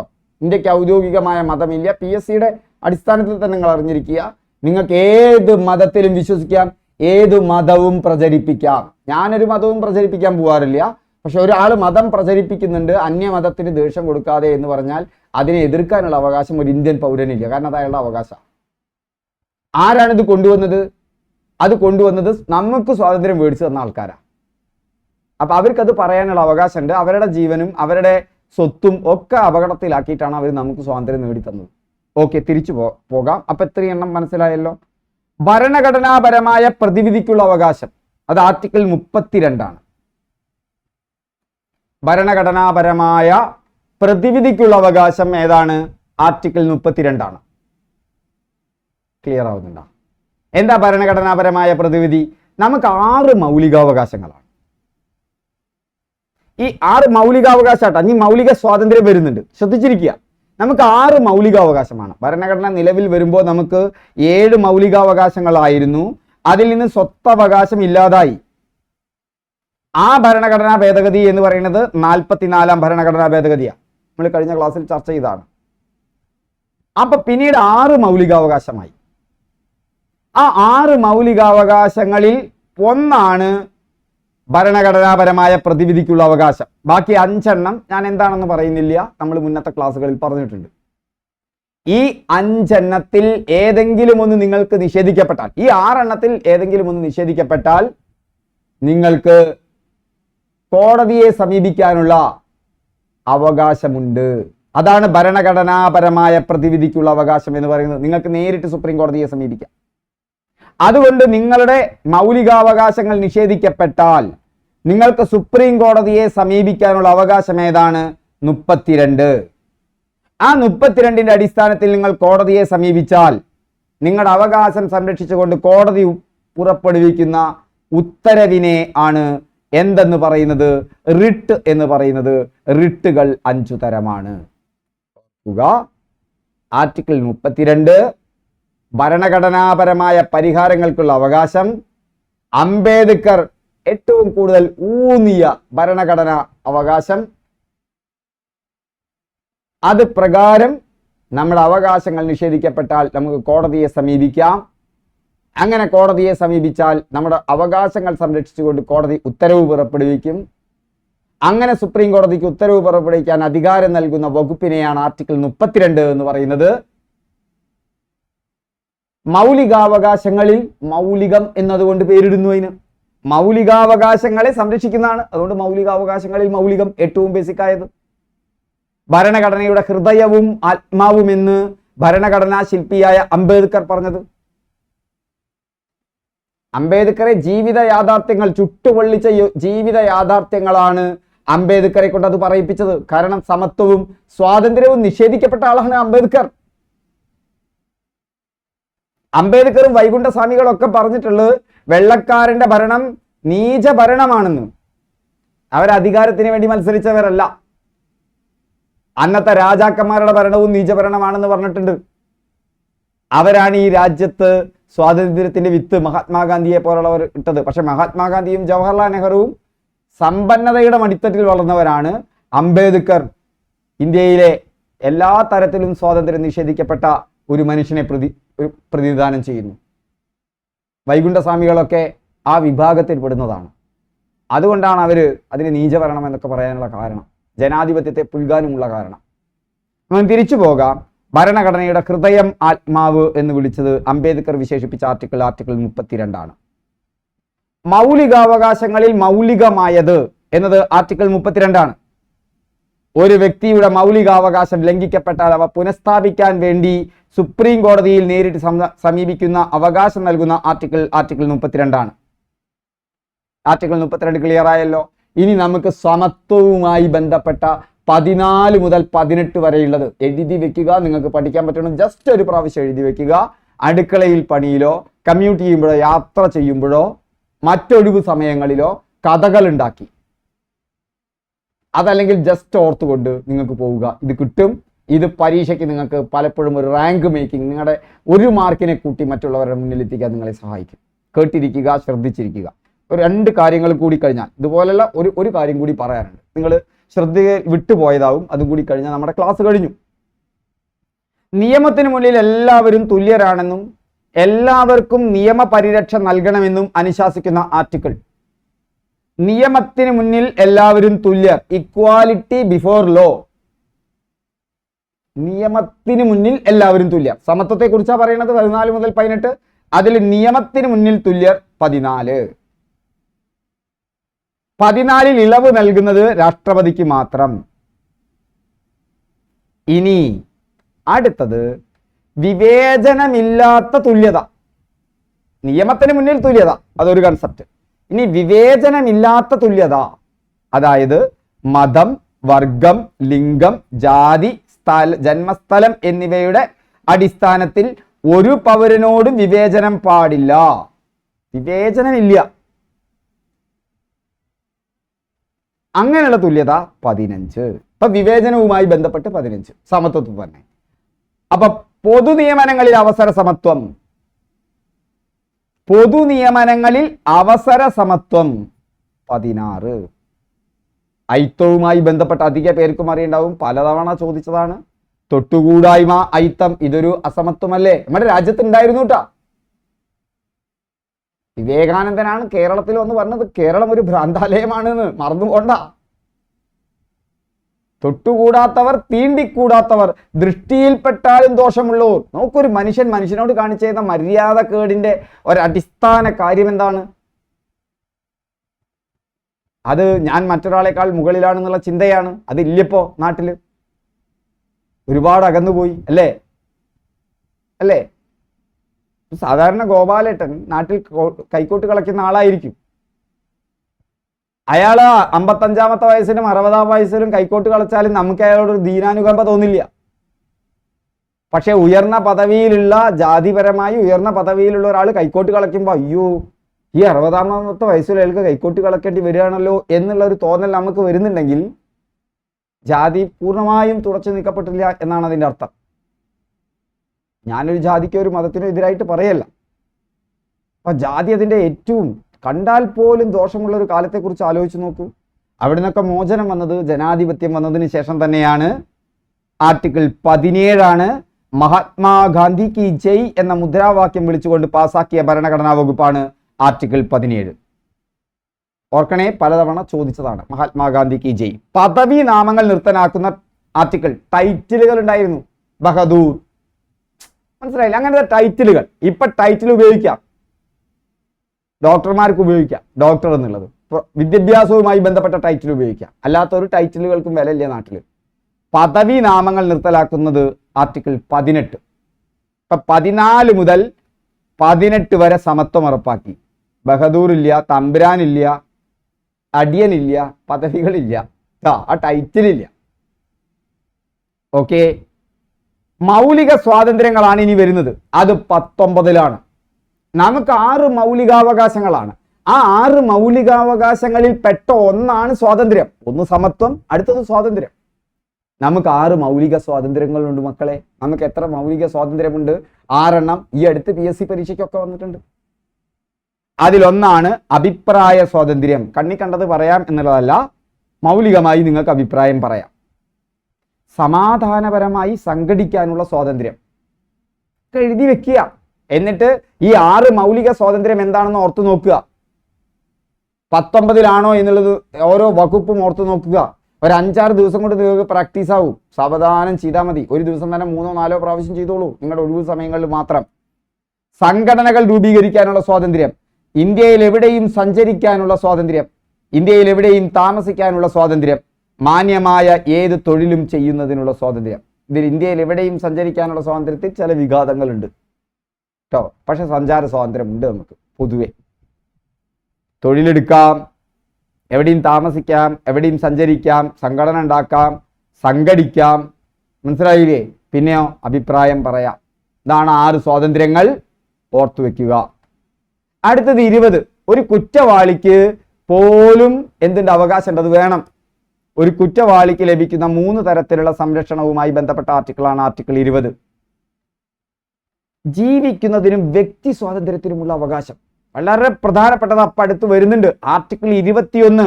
അന്തസ്സായി ജീവിക്കാനുള്ള അവകാശമുണ്ട് നിങ്ങൾക്ക്. അപ്പൊ നിങ്ങളുടെ നാട്ടിൽ മലിനീകരണ ഫാക്ടറി ഉണ്ടെങ്കിൽ അത് പൂട്ടാൻ പറ്റിയ ഈ ആർട്ടിക്കിൾ 21 നിങ്ങളുടെ അന്തസ്സിനെ ബാധിക്കുന്ന പ്രശ്നം, നിങ്ങളുടെ വ്യക്തി സ്വാതന്ത്ര്യത്തിനെ ബാധിക്കുന്ന പ്രശ്നമാണത്. അതുകൊണ്ടാണ് പൊതുസ്ഥലത്ത് പുകവലിക്കാനുള്ളത് തടഞ്ഞത്. മറ്റുള്ളവർക്ക് ബുദ്ധിമുട്ടുണ്ടാക്കും, എന്റെ വ്യക്തി സ്വാതന്ത്ര്യത്തിനെതിരാ. അതുകൊണ്ടാണ് അത് ആർട്ടിക്കിൾ 21 പെടുത്തിയിട്ടാണ് കോടതി തടഞ്ഞത്. ഒരു കുട്ടിക്ക് മാന്യമായി ജീവിക്കാനുള്ളതാണ് ഈ വ്യക്തി സ്വാതന്ത്ര്യം എന്ന് പറയുന്നത്. മാന്യമായി. ഇപ്പൊ മാന്യമായി ജീവിക്കണമെങ്കിൽ ഇന്ന് വിദ്യാഭ്യാസം വേണ്ടേ? അതുകൊണ്ടാണ് 21A വിദ്യാഭ്യാസത്തിനുള്ള അവകാശം വന്നത്, ജീവിക്കാനുള്ള സ്വാതന്ത്ര്യത്തിൽപ്പെടുന്നത്. എന്തൊരു മഹത്തായ കൺസെപ്റ്റ് നിങ്ങളുടെ മനസ്സിലേക്ക് കയറുന്നു. അത് ആർട്ടിക്കിൾ 21. ഓക്കെ, അങ്ങനെ കണക്ട് ചെയ്ത് പഠിച്ചാൽ സ്വകാര്യതയ്ക്കുള്ള അവകാശം ആർട്ടിക്കിൾ 21. പുകവലി കേരള ഹൈക്കോടതി നിരോധിച്ചത് ആർട്ടിക്കിൾ 21. വിദ്യാഭ്യാസം മൗലികാവകാശമാക്കിയപ്പോൾ ഉൾപ്പെടുത്തിയത് 21A. അത് പ്രകാരം 14 വയസ്സ് വരെയുള്ള കുട്ടികൾക്ക് 6 മുതൽ 14 വയസ്സ് വരെയുള്ള കുട്ടികൾക്ക് സൗജന്യ വിദ്യാഭ്യാസം മൗലികാവകാശമായി മാറി. 2002 86-ാം ഭേദഗതിയാണത്. 2002 എത്രാമത്തെ ഭേദഗതി? 86-ാമത്തെ ഭേദഗതി. വിദ്യാഭ്യാസ അവകാശ നിയമം പാർലമെന്റ് പാസാക്കിയ വർഷം. വിദ്യാഭ്യാസ അവകാശ നിയമം പാർലമെന്റ് പാസാക്കിയത് 2009 ആഗസ്റ്റ് 26-നാണ്. ഓർത്തു വെക്കുക, ചോദിച്ചിട്ടുണ്ട്. 2009 ആഗസ്റ്റ് 26-നാണ്. 86-ാം ഭേദഗതി എന്ന് പറയുന്നത് 2002-ലാണ്. വിദ്യാഭ്യാസ അവകാശ നിയമം അതിന്റെ ചുവട് പിടിച്ച് പാസ്സാക്കുന്നത് 2009 ആഗസ്റ്റ് 26-ലാണ്. നിലവിൽ വന്നത് 2010 ഏപ്രിൽ 1-നാണ്. പാർലമെന്റ് ബില്ല് പാസ്സാക്കിയത് 2019 ജനുവരി 3-നാണ്. ആർട്ടിക്കിൾ 22 എന്തുമായി ബന്ധപ്പെട്ടിരിക്കുന്നു? ആർട്ടിക്കിൾ 22 നിയമവിധേയമല്ലാത്ത അറസ്റ്റിനും തടങ്കലിനും കരുതൽ തടങ്കലിനും എതിരെ സംരക്ഷണം നൽകുന്നു. അതന്നെയാണ് കരുതൽ തടങ്കലിനെ കുറിച്ച് പറയുന്നത് ആർട്ടിക്കിൾ 22. മൗലികാവകാശങ്ങൾ നിഷ്പ്രഭമാകുന്നത് എപ്പോഴാണ്? അടിയന്തരാവസ്ഥ കാലത്താണ്. മൗലികാവകാശങ്ങളുടെ മേൽ നിയന്ത്രണങ്ങൾ ഏർപ്പെടുത്താൻ അടിയന്തരാവസ്ഥ കാലത്ത് മൗലികാവകാശങ്ങൾ സ്വമേധയാ ക്യാൻസലാവും. പാർലമെന്റിനാണ് അത് ക്യാൻസലാക്കാനുള്ള അധികാരം. അടിയന്തരാവസ്ഥ കാലത്ത് പോലും റദ്ദു ചെയ്യാൻ സാധിക്കാത്ത ആർട്ടിക്കിൾ ഏതാണ്? ആർട്ടിക്കിൾ 20-ഉം 21-ഉമാണ്. ആർട്ടിക്കിൾ 20-ഉം 21-ഉം മൗലികാവകാശങ്ങൾ റദ്ദ് ചെയ്യപ്പെടുമെങ്കിലും 20-ഉം 21-ഉം റദ്ദാക്കപ്പെടില്ല. 20-ഉം 21-ഉം ഏതാ? 20, 21 ആലോചിച്ച് നോക്ക്. അപ്പൊ അതിന്റെ പ്രധാനം മറ്റും മനസ്സിലായില്ലേ? വിദ്യാഭ്യാസത്തിനുള്ള അവകാശം ഒന്നും റദ്ദാക്കപ്പെടില്ല. ആർട്ടിക്കിൾ 23 എന്തുമായി ബന്ധപ്പെട്ടിരിക്കുന്നു? മനുഷ്യക്കടത്ത്, അടിമത്തം, നിർബന്ധിച്ച് തൊഴിൽ ചെയ്യിക്കൽ. അധികം വന്നിട്ടില്ല, പക്ഷെ ഓർത്തിരിക്കുക. ബാലവേലയുമായി ബന്ധപ്പെട്ട ആർട്ടിക്കിൾ വന്നിട്ടുണ്ട്. ആർട്ടിക്കിൾ 24. ആർട്ടിക്കിൾ 25 ഇഷ്ടമുള്ള മതത്തിൽ വിശ്വസിക്കാനും പ്രചരിപ്പിക്കാനും. ആർട്ടിക്കിൾ 26 മതവിഭാഗങ്ങൾക്ക് ജീവകാരുണ്യ സ്ഥാപനങ്ങൾ സ്ഥാപിക്കുന്നതിനും നോക്കി നടത്തുന്നതിനുള്ള അവകാശമാണ്. വിദ്യാഭ്യാസ സ്ഥാപനങ്ങളല്ല. 25 നമുക്കറിയാം മതവിശ്വാസം, മതസ്വാതന്ത്ര്യം. 26 മതസ്ഥാപനങ്ങൾക്ക്, അതേത് മതസ്ഥാപനത്തിനും, ഭൂരിപക്ഷം വേണ്ട, ന്യൂനപക്ഷം വേണ്ട, ഏത് മതസ്ഥാപനത്തിനും ജീവകാരുണ്യ സ്ഥാപനങ്ങൾ നടത്താം. കാരണം ജീവകാരുണ്യ പ്രവർത്തനങ്ങൾ ഒരു മതത്തിന്റെ ഭാഗമാണ്.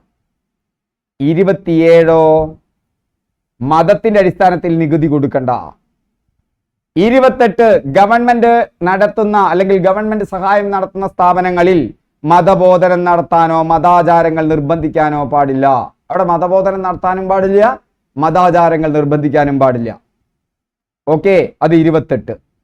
29 ന്യൂനപക്ഷ വിഭാഗങ്ങളുടെ താല്പര്യവുമായി സംരക്ഷിക്കുന്നതാണ്. ന്യൂനപക്ഷം എന്ന് പറഞ്ഞാൽ മതമല്ല, മതന്യൂനപക്ഷമുണ്ട്, ഭാഷാ ന്യൂനപക്ഷമുണ്ട്. ഒരു പ്രദേശത്തിന്റെ അടിസ്ഥാനത്തിൽ ചിലപ്പോൾ ഗോത്രങ്ങൾ ന്യൂനപക്ഷമാകാം. ന്യൂനപക്ഷം വേറെയാണ്. ഒരു മതം ന്യൂനപക്ഷമാവാം, പക്ഷെ മതത്തിന് മാത്രമല്ല, ഭാഷയുടെ അടിസ്ഥാനത്തിൽ ന്യൂനപക്ഷമാവാം. ഭാഷാ ന്യൂനപക്ഷങ്ങളുണ്ട്. അപ്പോൾ അവർക്ക് ഇതുമായി ബന്ധപ്പെട്ട് വിദ്യാഭ്യാസ സ്ഥാപനങ്ങളൊക്കെ നടത്താം, അവരുടെ ലിപി മറ്റു കാര്യങ്ങളൊക്കെ സംരക്ഷിക്കുന്നതിന്. ഇന്ത്യൻ പൗരന്മാർക്ക് മാത്രം ലഭിക്കുന്ന മൗലികാവകാശങ്ങൾ 15, 16, 19, 29, 30-മാണ്. ആർട്ടിക്കിൾ 30 ന്യൂനപക്ഷ വിഭാഗങ്ങൾക്ക് വിദ്യാഭ്യാസ സ്ഥാപനങ്ങൾ ആരംഭിക്കുന്നതിനും നടത്താനുമുള്ള അവകാശം. അത് ന്യൂനപക്ഷവുമായി ബന്ധപ്പെട്ടതാണ്. ഓക്കെ, സമയം ഒന്ന് വഴുകി 6:51 ആയല്ലോ. അതുകൊണ്ട് ഞാൻ പറഞ്ഞ സമയമാണ്, 1 മണിക്കൂറിൻ്റെ അടുത്തായിട്ടുണ്ട്. നമുക്ക് അടുത്തത് കൃഷി നമുക്ക് നാളത്തെ ക്ലാസ്സിൽ ഉൾപ്പെടുത്താം. ഓക്കെ, ഞാൻ ഇന്ന് ഉൾപ്പെടുത്താമെന്ന് വിചാരിച്ചിട്ടായിരുന്നു. അപ്പോൾ നമുക്ക് നാളെ ഉൾപ്പെടുത്താം. ഈ ക്ലാസ്സുകളൊക്കെ ഇഷ്ടപ്പെട്ടു വെച്ചാൽ ലൈക്ക് ചെയ്യുക, കമൻറ്റ് ചെയ്യുക, ഷെയർ ചെയ്യുക. മുഴുവൻ കണ്ടവർ ഒക്കെ ഒന്നൊരു കമൻറ്റ് ചെയ്താൽ, മുഴുവൻ കണ്ടു, നിങ്ങൾക്ക് ഇഷ്ടപ്പെട്ടോ, നന്നായിട്ടുണ്ടോ, ബോറടിച്ചിട്ടുണ്ടോ എന്നൊക്കെ ഒന്ന് കമൻറ്റ് ചെയ്താൽ നന്നായിരുന്നു. Okay, thank you all. വീണ്ടും നമുക്ക് അടുത്ത ക്ലാസ്സിൽ കാണാം.